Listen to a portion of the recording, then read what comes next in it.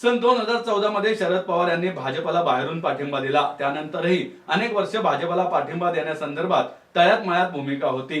अखेर मी अजित पवारांसोबत राहण्याचा निर्णय घेतला. आम्ही सध्या राष्ट्रवादी पक्ष म्हणून राजकीय दृष्ट्या भाजप सोबत आहोत. आम्ही भाजप सोबत लग्न केलेलं नाही, अशी भूमिका राष्ट्रवादीचे ज्येष्ठ नेते माजी उपमुख्यमंत्री छगन भुजबळ यांनी व्यक्त केली आहे. जाधवर ग्रुप ऑफ इन्स्टिट्यूटतर्फे नरे येथील संस्थेच्या सभागृहात आयोजित 8व्या युवा संसदेमध्ये दुसरा संसद कट्टा अंतर्गत विशेष मुलाखतीचे आयोजन करण्यात आले होते. ज्येष्ठ पत्रकार संजय आवटे यांनी छगन भुजबळ यांची मुलाखत घेतली. यावेळी त्यांनी आपल्या राजकारणाचा पट विद्यार्थ्यांसमोर उलगडला. इन्स्टिट्यूटचे अध्यक्ष प्राचार्य डॉक्टर सुधाकर जाधवर, उपाध्यक्ष ॲडव्होकेट शार्दूल जाधवर यावेळी उपस्थित होते. जाऊ दे, आता तो काही विषय नाही. परंतु शरद पवारांना सोडावं असं काही मी पण म्हणत नव्हतो. पण हे आहे की अजितदादांनीच सांगितलं, अजित पवारांनी, की पवारसाहेबसुद्धा जे सातत्यानं मोदी साहेबांबरोबर चर्चा करत होते. मी त्यावेळेला मोदी साहेबांच्या विरुद्ध वाटेल तशी भाषणं करत होतो. इकडे ते बोलत होते. ते 2014 साली मला तुम्ही सांगा, BJPने शिवसेनेला सोडलं निवडणुकीच्या वेळेला. ते या बोलीवर सोडलं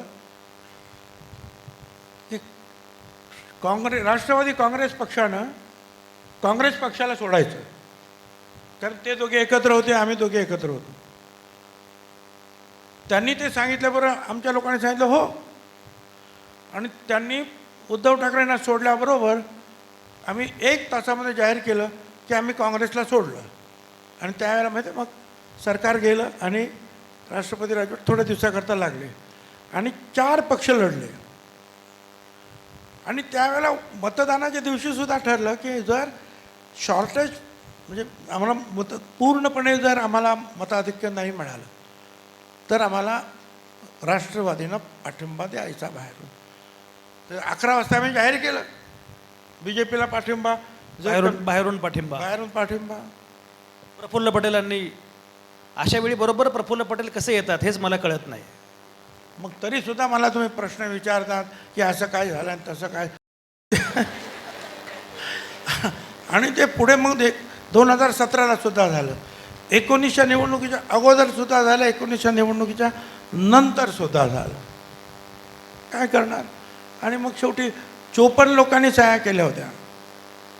आता जे त्यांच्याबरोबर आहेत पवारसाहेबांबरोबर, त्या आमदारांनी सुद्धा की आपण सत्तेत सामील होऊया.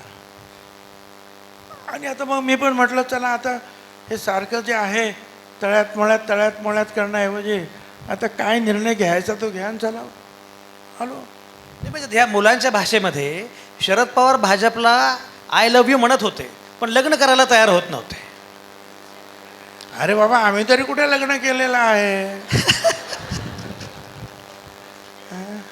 पण तुम्ही मग शरद, आम्ही फक्त त्यांच्या बरोबर आहे काय.